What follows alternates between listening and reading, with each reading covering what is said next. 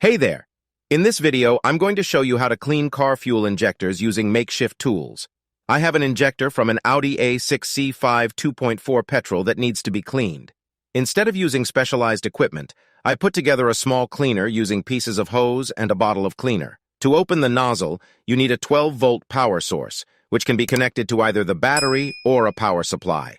Then, we add a button to the circuit that we'll use to open the nozzle and connect a light bulb in series to limit the current in the electrical circuit and prevent the nozzle from failing. Additionally, we use any connector to make connecting the nozzle more convenient. I chose Liqui-Moly carburetor cleaner to clean the nozzle. A light bulb in an electrical circuit serves as a resistor. If you connect the nozzle to the battery, be sure to use a light bulb. If you use a power supply, you can set it to 6 volts and the nozzle will open without any problems. Just remember to only open the nozzle for a short time by pressing the button. The nozzle should not be open for more than 1 second, meaning you should press and immediately release the button. Now, the most important thing is how to attach the nozzle to the cleaner bottle. To do this, I took 2 hoses of different diameters. I fastened the first hose with a clamp to the outlet of the cylinder, which has a smaller diameter.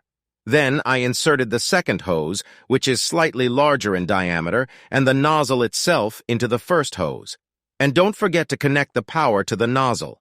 After that, press the button and the nozzle will open, allowing it to be cleaned.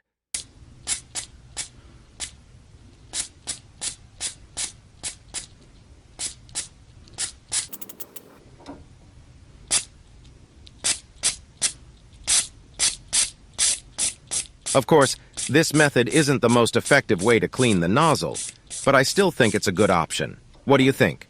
Let me know in the comments below the video. Bye.